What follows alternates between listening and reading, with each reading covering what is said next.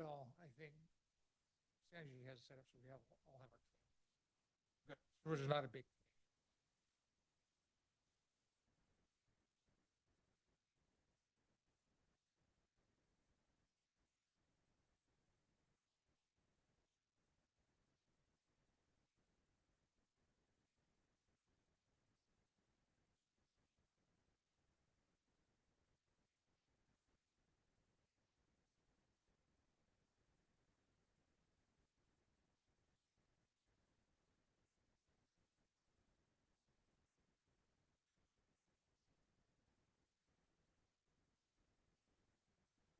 She usually sets it up, Alex.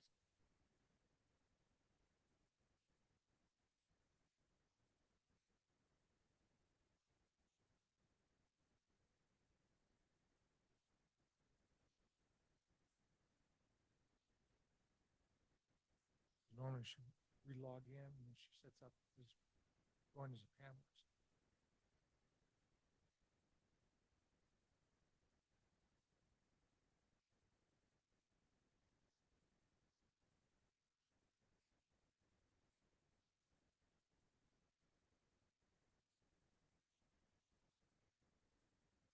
Yeah, I didn't get that one to join the meeting.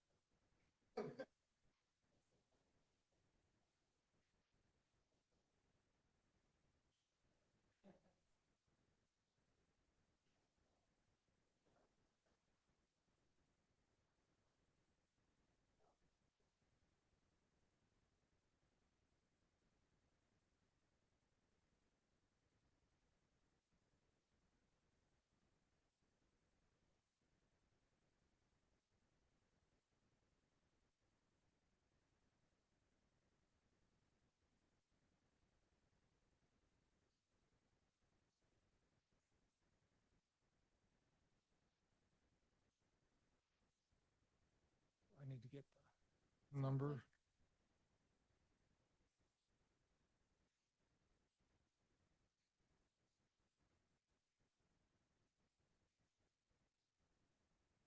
Okay, thank you.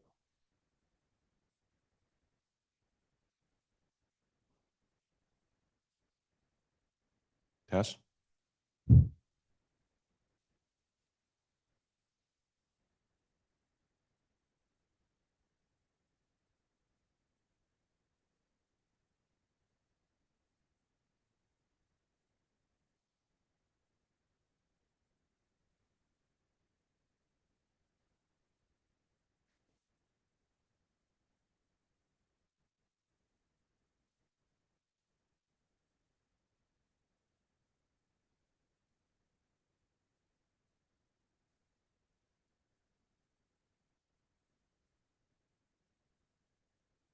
Ready?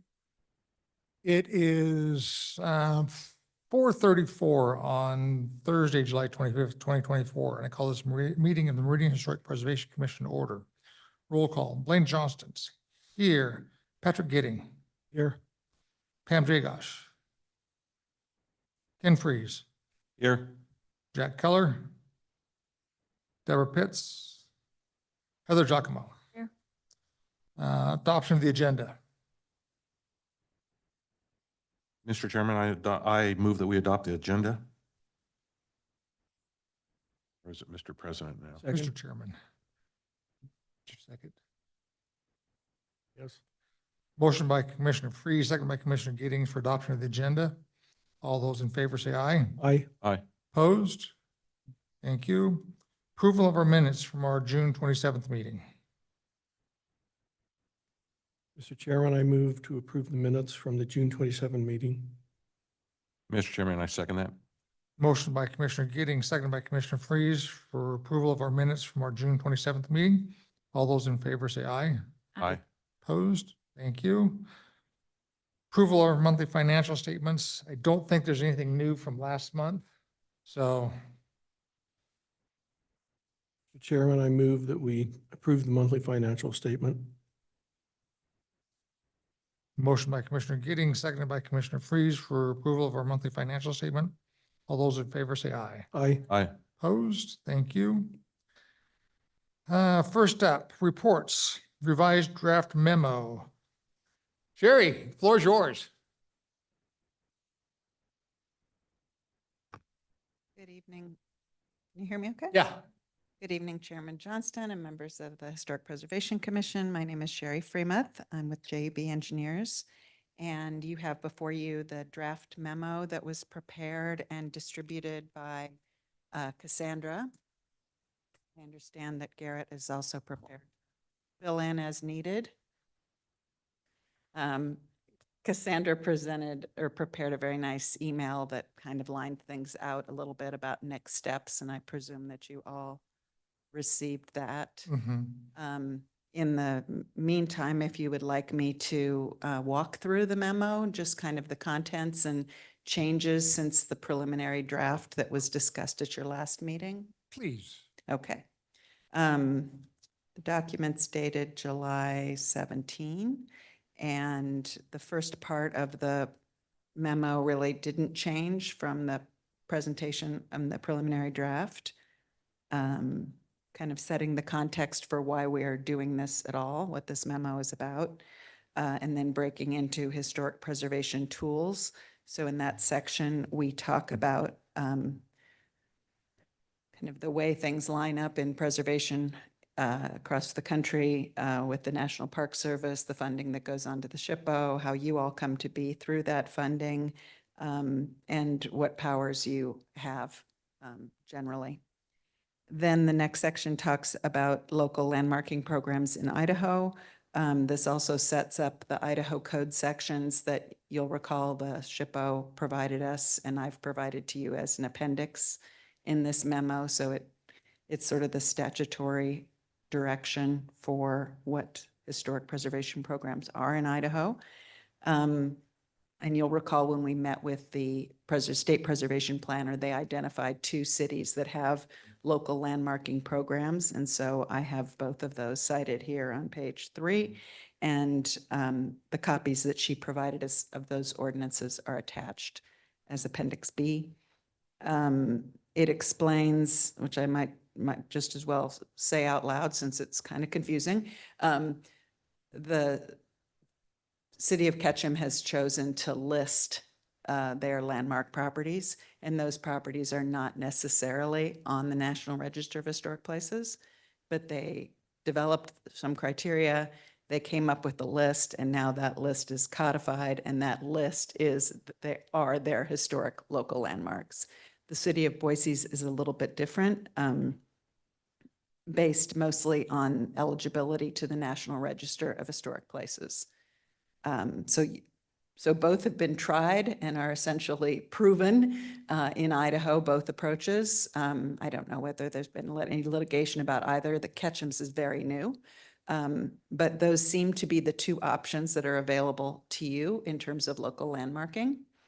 I did look elsewhere for possible approaches to local landmarking, and we came across Ada County Historic Preservation Council, which has been debating a similar activity of sorts, and they do sort of an informal, what would I want to say, kind of casting a net for any demolitions by flagging demolitions of historic properties. And that is completely internal to the workings of development services. Both the preservation program, the building department, the planning department are all in the same department in Ada County. So they have a gentleman's agreement, informal agreement, that if a property comes through that is on their maps as being historic and someone comes through with a demolition permit, or actually, you know, maybe other review items, then this city planner's notified. That they've talked about codifying that in some way, because there aren't very many of these occasions, but there have been a few. And, you know, it's possible that things would slip through the cracks. So that is something that you all might consider, and I discuss that later in the memo. You, however, have a over-the-counter type demolition permit. So there really isn't the opportunity to do that. Hey, this came through, we need to approve it in the next few days, or we've taken in the fee, but we haven't processed it. So while it's possible to do this informal type of notification, it's not as easy for the city of Meridian because your system's slightly different than Ada counties. I also did a little research on two locations in Wyoming, two communities that the SHPO directed us to, and those two are summarized here. They have the disadvantage of not being in Idaho, so it's not following the Idaho statutory requirements, but they're very similar to the Ketchum and Boise models. So the next section talks about your program and that the bulk of your work to date has been in education and interpretation, but that you have taken a foray into looking at National Register historic districts. And so I summarized your latest, most promising survey effort, which identified a couple of small, potentially eligible National Register districts. I think Cassandra went into a little bit of detail in that memo because there might be some confusion. It's sort of an either or. You either do the local districts because you've got resources in a concentrated area, or you do local landmarking because your landmarks are disparate sites located in different areas and don't have that contiguity going for it. That's not to say you can't do both, but I know that other communities besides yours are looking at this local landmarking because in their cases, they've exhausted their local districts. They did their local districts a long time ago, be it Old Boise or the Steunenberg district or downtown Nampa or whatever. And now they're realizing, gee, these historic mansions, often section line roads are just as important and just as threatened. So they're looking for ways of having a little bit more teeth. And that's what the local landmark offers. And it doesn't require being surrounded by a whole bunch of other historic resources. So I talk a little bit about that. And of course, you didn't hire me to describe to you what National Register districts are, but it kind of had to explain the difference between the two. And it doesn't preclude you from pursuing these districts that TAG identified for you. In fact, I would recommend it just because there's so few ways to protect historic resources. If you feel like this is a possibility and the property owners are willing to participate, then, by all means. But my charge was to describe to you what the local landmarking process would look like. And this is where your comments, Patrick, in particular, you had great comments, and Blaine submitted some, and someone else did too, maybe someone who's not here. But I did change up the next steps for the local landmarking program. The program can be fairly broad and extensive in terms of getting you guys fully inserted into the development review process, including any kind of application that might come through on a historic property, on a property that you've set as a landmark. The feedback I got from the comments were that you were really more interested in maintaining your advisory role and participating discreetly at key moments in the process and not really upending the development services program. So I took out all of my sort of conjecture over what you could do and made it fairly simple and straightforward. So before I get into that, which is on page 6, page 5 talks about which properties would be included in the landmark program. So this is a big question, and it's probably your next step, is to decide if we're going to do a landmark program, if the council gives you good positive feedback that this is something they would like you to pursue, then you need to decide whether you want to have it apply to eligible and potentially eligible for the National Register sites, structures, whatever. Those standards are, as I say in here, quite well established.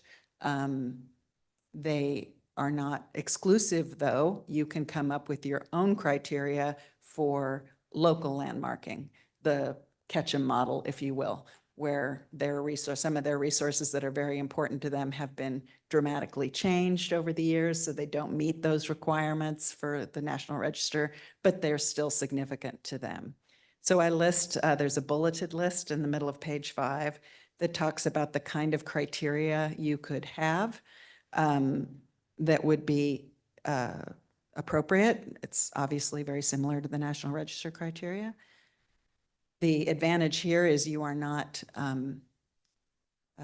unfairly casting this designation upon sites that aren't really worthy. And you are be able to justify why you chose one property as a landmark and not another. And you have at your disposal, which I say at the end here, you have the properties that are on the ICRIS Cultural Resources Inventory form that the state of Idaho has developed, and that both Cassandra and Brian McClure in your planning department have already sort of worked at trying to figure out how to capture some of that sites that have already been surveyed and are listed on the list. You, of course, could also use your own,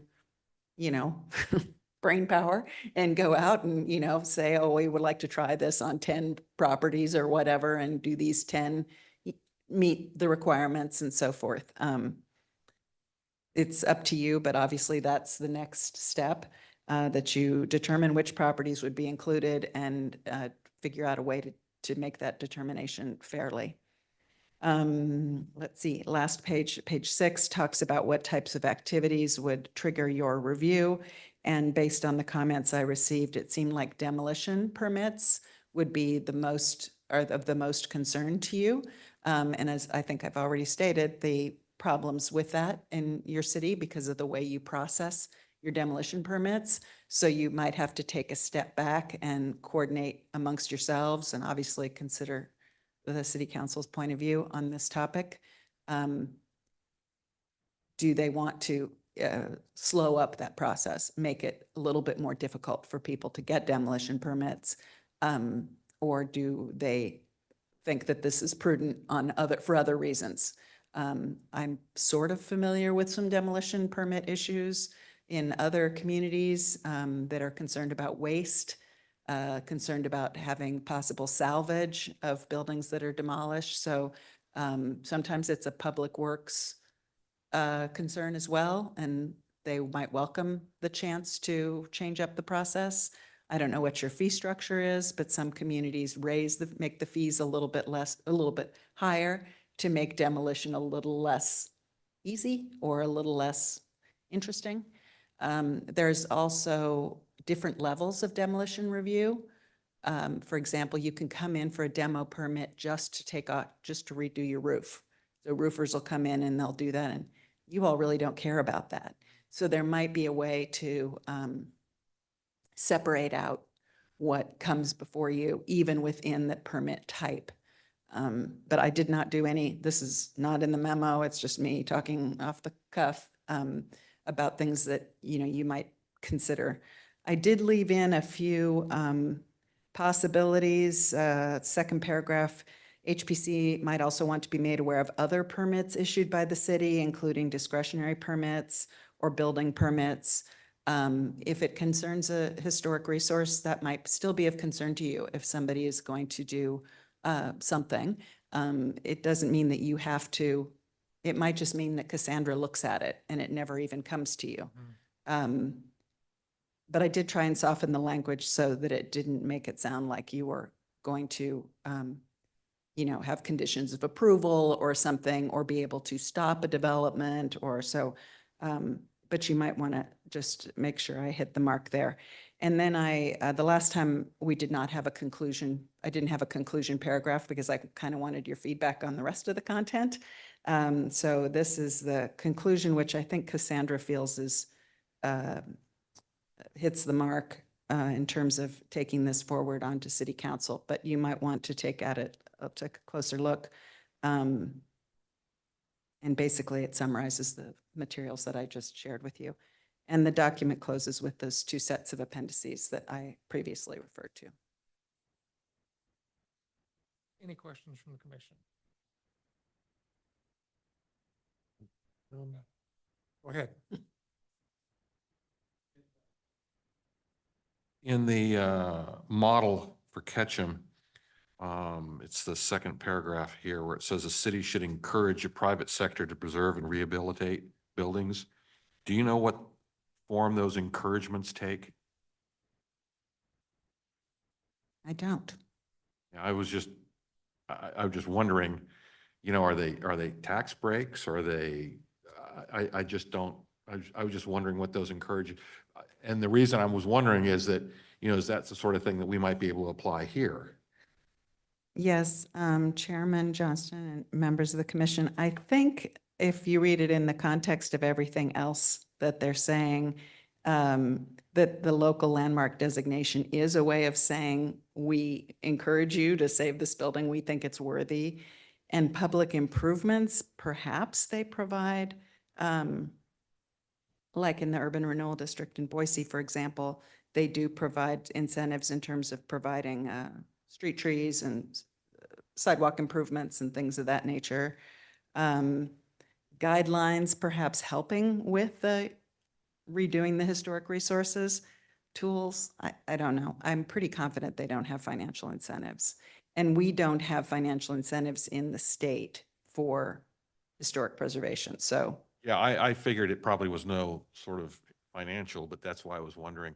Financials are the ones that are easiest to recognize, but it's also the hardest to get. I can reach out to the planning director and ask if there's anything there. Yeah, like I said, I just wondering what we might be able to do here, those lines, to do that. Then I think we may have a lot of discussion. The demolition permit situation is something that really bothers me. Like one of the examples you talked about was just like putting on a new roof, no big deal. Bulldozing the site though, that becomes a big deal. And when you can just walk in and get a permit to maybe bulldoze the place that week, that's a little bit bothersome to me, especially if it's one of these buildings that's on our list.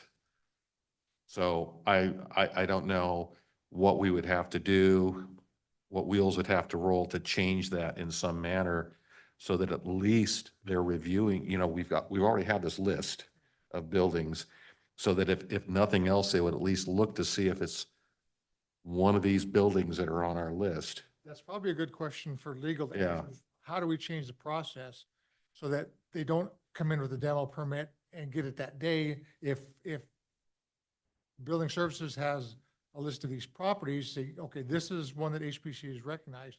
How do we delay that for 30 days so we can comment on it? Kirk? Thank you, Mr. Chairman. Commissioner Freeze, a good question. I had the same thought as you. I think to the extent we have a list that exists or might get expanded, but we have a list. We do have the technological ability to flag parcels or buildings of interest in the Development Services database. So I think there would be a way to, you know, not every demolition permit gets withheld, but if to the extent the permit applies to a piece of property or a building that has been flagged for historical consideration, I think there's a way to get there in terms of either administratively or if necessary, even a change to the, you know, the Meridian City Code if that's required. I'm guessing it's likely going to be required, an administrative change, quite frankly. I think it could be done. We want to coordinate, of course, with the director of our community development department. But I think I think we can accomplish it. At the very most, it would require perhaps a code change, which is achievable. That answer your questions? That's encouraging. Yeah. And I had the same question. So we'll have to look at what do we do to process, how to go forward with this, so. Mr. Chairman, I'll add sort of analogous to this topic and the question that was posed, but I mentioned that the system that the Community Services Department uses has an ability to tag certain parcels and property. My understanding is that is done currently for more longer range plants. So someone comes in and applies for, conditional use permit, for example, or applies for a zoning change as another example. In those instances, I think certain properties are already flagged as potentially of historical significance and consult with this commission. So I think it's being done now for kind of the longer range planning applications.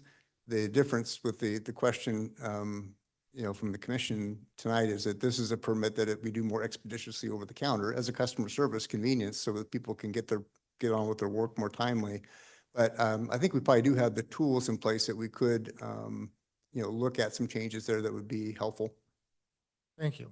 Chairman Johnston and members of the commission, Cassandra reached out to Brian McClure, who I mentioned was at that meeting we had, and he passed on this memo to Caleb Hood.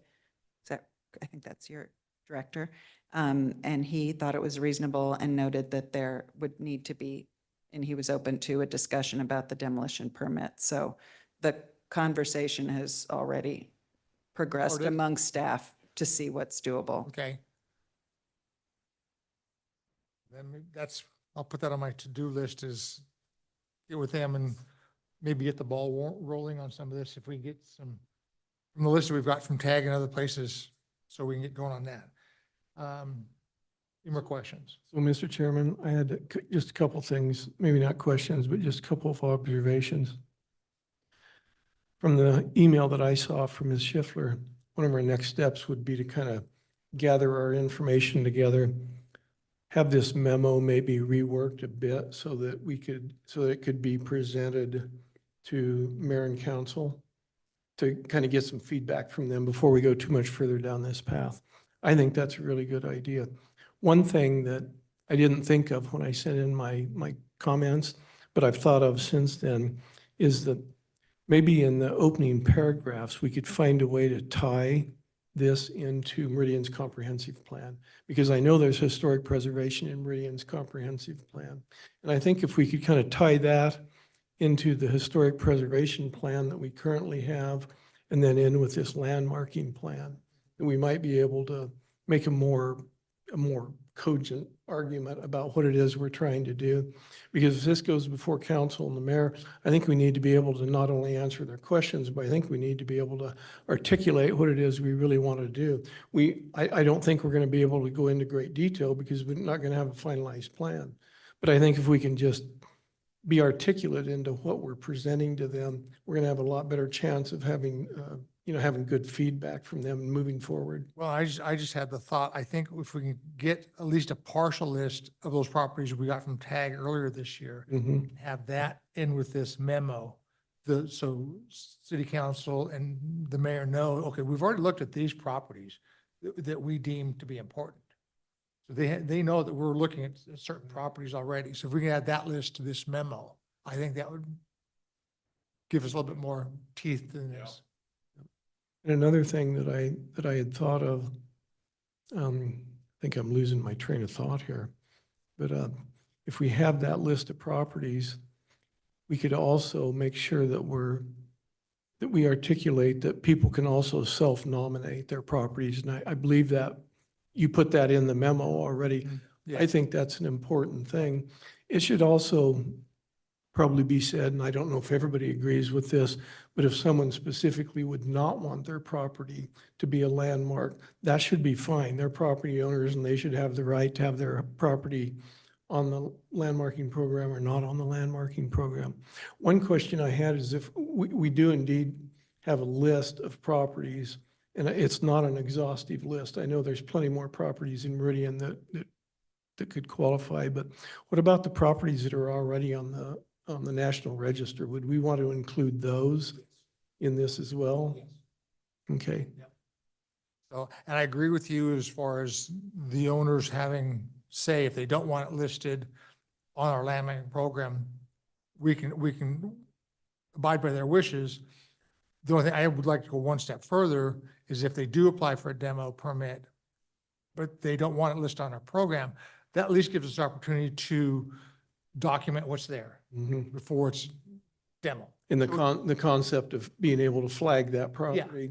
So yeah, we're not gonna tell them, no, you can't do it, but we would like to, before it's removed, document pictures, whatever, of what was there before it is gone. Exactly. I know when we talked to SHPO and they were talking about their new software, I think the answer we got from them is that we couldn't really build a direct link where development services could directly link into that new, what is their program called?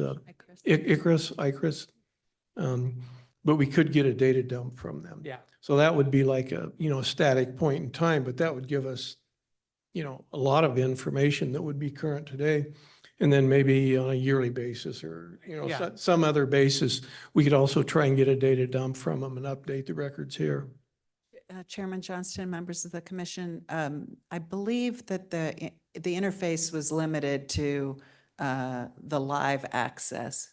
That doesn't mean that once it's flagged, you can go in and look at the up-to-date information. Right. So as a member organization, you would have access, so you would be able to get the data, but they just, there's a firewall or something like it between having whatever is live also be live on the Meridian server. Right. That Well, doesn't mean that it isn't update. That's the beauty of it. It is updated all the time. It just would mean an extra step to go Yeah. to. and that's just gonna be a process for planning or whatever, that biannually, quarterly, they do a data dump to get those properties. Right. I mean, in the future, I would hope that Icarus would open itself up to all of the cities in Idaho. So if they wanted to take advantage of that, they could. But that would be a really big change request for them. It would be, I'm sure, pretty costly for them to do that.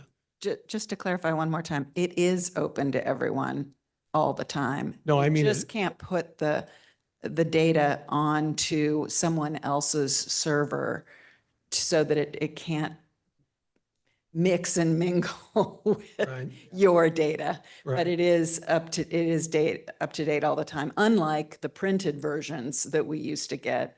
When TAG submits something, it's in there and it goes live to everyone. Okay. So it's just a matter of, this flagging system would have to have the data dump, as you call it, Yeah. the static map Right. for a little while. But once it's flagged, and if you ever had like Mm. a concern, like, I swear someone just did that survey, you could, as an HPC, you could log on and you would see the latest form. It's just that it won't be in that planning database. Right. Does Right. that make sense? Yeah, Yeah, yeah, and that's kind of what I was trying to get at. I didn't probably articulate that well enough, but Yeah. Because that will probably never happen where they'll ship it out to cities everywhere. But everybody's got a key to go into their server and look at it. so That's you don't live think right they now. would ever open that up? I mean, from it a is- technology point of view, that's not very difficult. Yeah, I'm not a technology expert. I think they feel like it is open now. It's cities just, like this. it's just a matter of you going into their server and looking. Yeah. All right. Mr. Chair, one last thing. Yeah. I just want to say that I like where this is going with the list and then having people self-nominate and then self-unnominate, I suppose would be what we're talking about. Could we also just have a blanket, like you're saying in here about the building age? I don't know if we want to pick 50 years, but can we also have that? And then maybe we can change the form, the demolition form, to say, is your building 50 years or older that you want to demolish? And then have that be the way to have the flag too. So That, we have that the could be an list. easy process to put in there, it's just, Mhm. That, Commissioner Johnston and members of the commission, that I believe is accessible on your property tax information has the building date. So that's something that at the counter, they can check whether the person describes it or not. I believe that's part of the database that's on the assessor's parcel information. Okay, great. So thank you. And that should be Carrie, pretty easy. This is great. Compared to the preliminary too, you did a lot of work. This is Oh, thank you. really fantastic. Thank you. Thank you. I have one question for you. If I read this right, is that we can, on our list of properties, they do not necessarily have to be eligible for listing on the National Registry if they're historically significant to the city of Meridian, correct? That's what I read from the statute from the state. Correct, Chairman Johnston. I'm trying to find where I put those bullets. Page 5, I think as long as you have some kind of criteria that approximates the significance. Yeah. I think that is We just can't satisfactory. randomly go, I want that one, I want this one. Yeah, Yes, there's got to be some criteria. Exactly. Yeah. And the catch-all, of course, would be this significance to local history or contributing to local architecture. Mhm. So someone who, an architect who didn't meet a national standard, like, let's say, Turtelot and Hummel or Kirtland Cutter, or I'm trying to think of Pacific Northwest architects was someone who had an office here in Meridian that did a number of, or a local developer that did, let's say, a block or two, and that's significant to you. So I would say that kind of distinction would be made. And your Modern Woodsman, if I got that right? Yeah.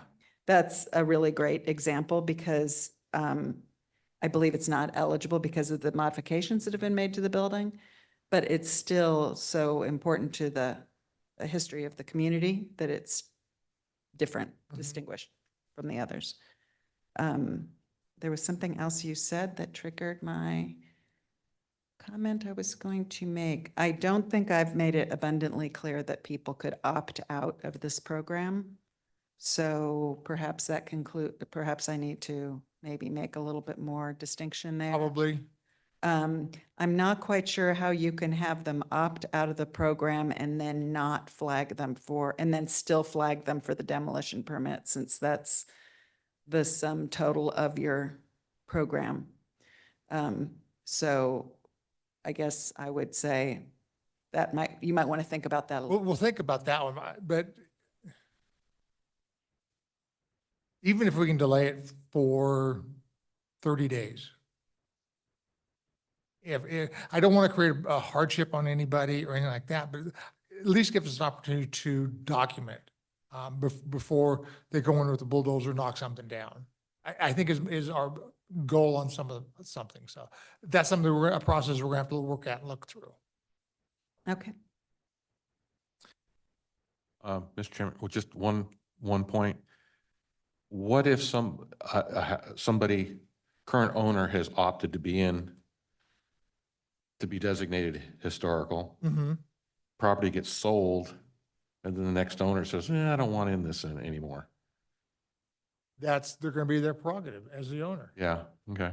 So that's no different than if it's listed on the National Registry. They could sell the building. Right, I saw that. Someone else can come up, the new owner says, I don't want it. I do want your. I want a parking lot there. Yeah, Yeah. it's their prerogative. I know. We can do all we can to discourage it, but there's nothing we can do about it. Yeah, okay. So, Mr. Chair, are we leaning towards the local landmarking versus the local districts? that I've been trying to think, I would like to do both. I don't know if it's possible to do both because we have that East Idaho, the commercial area. We have that North Main that's commercial. But we have some outlying homes away from that I would like to list also. I'd like to try and do both if at all possible. But do we want to concentrate on those single elements first? Get those listed, then work on a historic district, or I don't know. That's, Mr. Chair, my 2 cents on that is that we probably need to eat the elephant one bite at a time, right? agreed. This is a lot of work. Right now, we're also working on creating a new historic preservation plan. And inside of that new historic preservation plan should be information about the historic districts or the possibility of having historic districts. So maybe we should focus more on the landmarking program for now. Agreed. Wait till after we have our new historic preservation plan in place and what it says specifically about the possibility of having historic districts.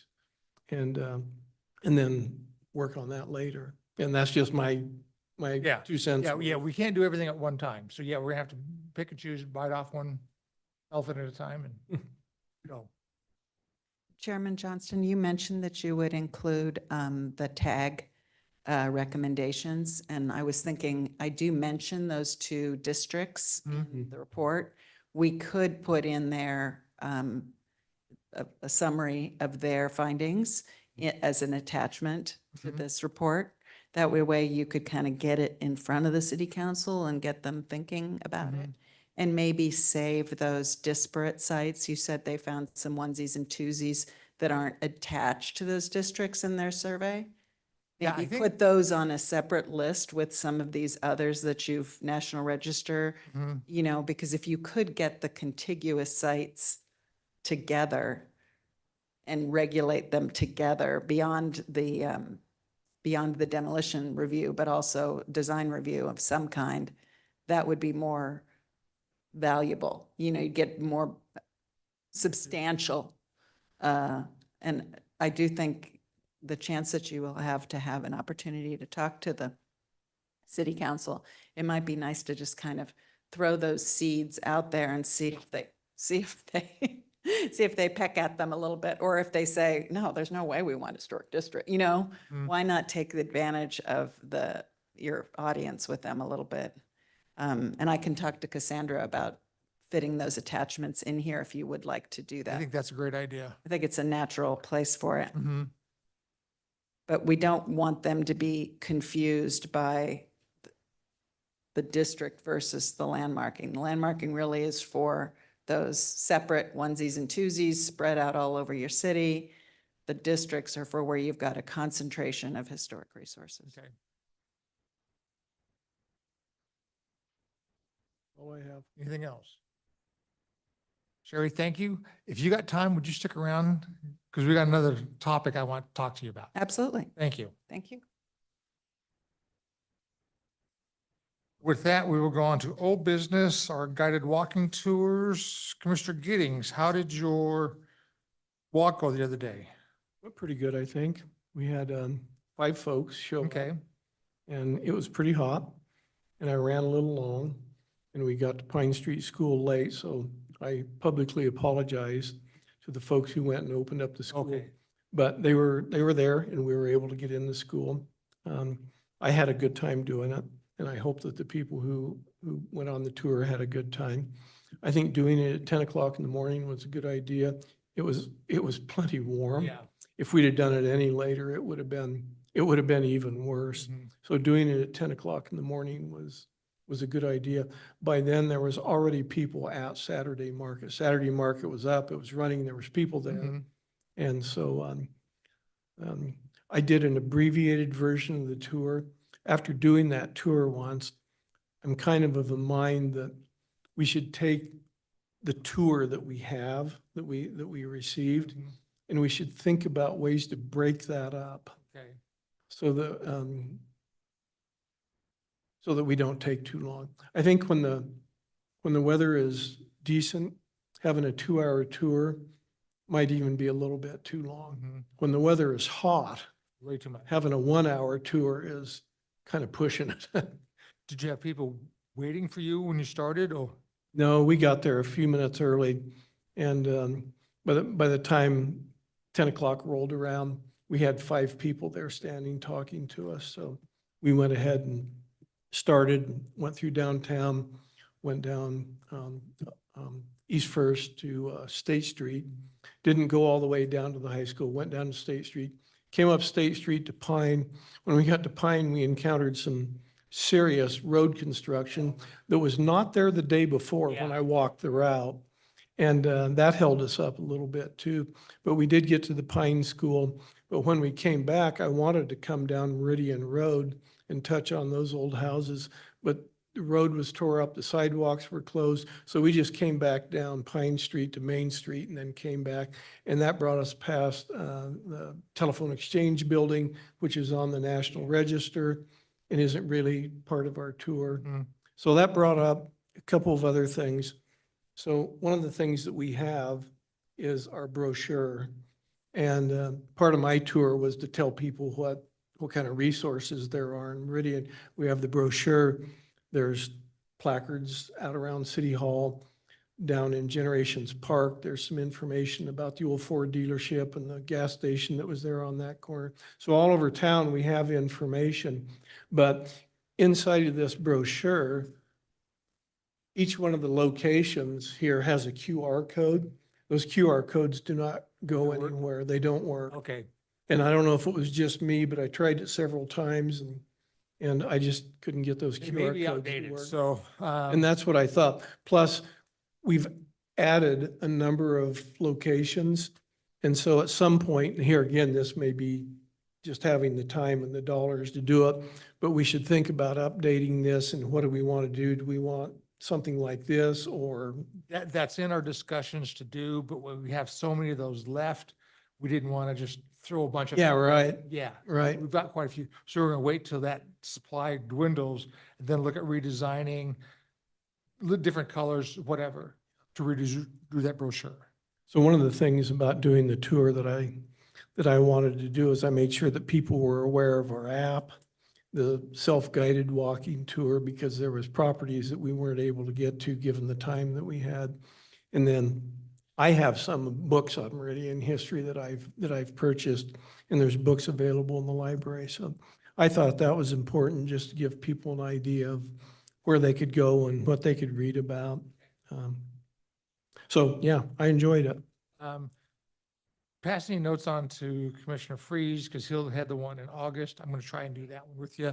Another point to get across is if they download the app, do the walking tour on app, we have a whole bunch of challenge coins that we can give out to people. We had them at the farmer's market when we did the first tour of the year. Oh, okay. So we have those challenge coins that we can give to people. Talk to Cassandra, get a handful of them. When you do a tour, we're gonna just hand them out, so. 17th of Yep. August. Yep. Oh, How long did you have run the tour? So I only planned to do it for an hour. I think we were an hour and a half. An hour and a half. Yeah. One interesting thing that it occurred to me, this group was a great size, I feel like. But interestingly enough, they were all longtime citizens of the area. One was even a repeat person from the time that you and I went, Commissioner Freeze. She enjoyed it so much when she went with us, she wanted to do it again. I thought that was interesting. I don't know if there's a way that we can get a message out. I would think that we have a lot of new people to the area. And I don't know if they're necessarily looking at where we're putting this out. You know, what the information is on the city website. I know it's on the city website. It's posted both our Instagram and Facebook pages. Maybe we can put something out in the Meridian Market when they advertise for theirs on that day. Also, we're doing a walking tour. Maybe that's a way to get some other people interested. Short of that, I don't know. I know there were some logistical issues. For instance, I didn't have any kind of a sign, so I just printed off Yeah. something that said historic walking tour, and then I taped it onto the side of the cement there. And it would have been nice if I would have had the phone number of the person at the Pine School. So Oh. I could have called them and told them we were late. Yeah, That- I'll forward that's that something information. I'll forward that information to all you guys. There was always the possibility that maybe nobody was going to show up, right? And Yeah. so my wife and I were saying, well, if nobody shows up, we need to get over to Pine School, you know, and tell them that nobody's going to come, but. Here's a suggestion for outreach, because I live in Meridian, so I get these monthly bills, utility bills, and there's always a flyer in there. And if we can schedule our tours out far enough that they can publish it in that handout or that insert that comes with the bill. What do you think, Garrett?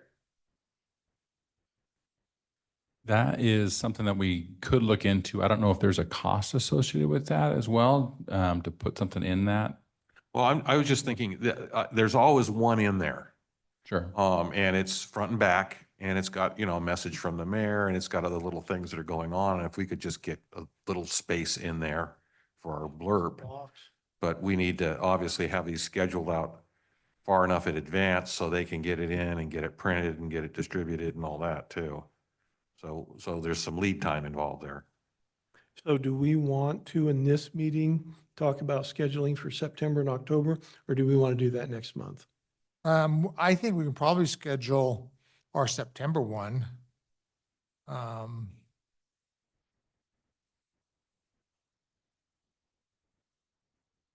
We're the 17th. The third Saturday of September is the 21st. So if we want to just plan on the third September and Saturday, I would not be able to do that one. I'm going to be in the Grand Canyon that day.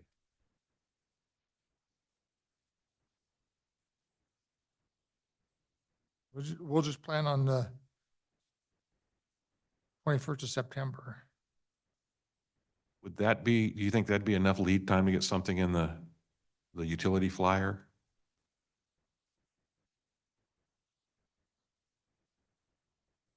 That's a great question. Yeah. I got the button to work. You know, that would be something that I would want to know, like with our MUBs, to see when they send those out, how early they have to start packing, things like that. So I don't know that question off the top of my head, but it's something that we can definitely look into and get back to you guys on. That'd be fine. And that'd probably be good information to have for any future things that we may want to promote that through that venue. Yeah, I'll see what, if there's costs associated with it, I'll kind of get all that information for you. Great, thank you. Another place that we can, and I think that we did provide some outreach, was to a couple of the different Facebook groups from Meridian. So there's a Meridian History Facebook group, and it got reposted there. I know I reposted it, and I think it was posted there. And then the Meridian Idaho Community Group. Well, and There may be others. yeah, we can even go out to SHPO's, Preservation Idaho. They all have Instagram and Facebook that maybe we ask them to share it. So, yeah. But I think to go with what you're saying, how do we reach the audience that do not normally look at historic Facebook groups? You know, how do we reach those folks? And that's going to be a challenge. I think the city of Meridian even posted it or shared it on the city's Facebook. Mhm. So. Mr. Chairman, perhaps next time we can ask, I don't know, just out of curiosity, how did you find out about this walking tour? So we can see how did they get the idea to join us? Okay, we can ask. Good suggestion.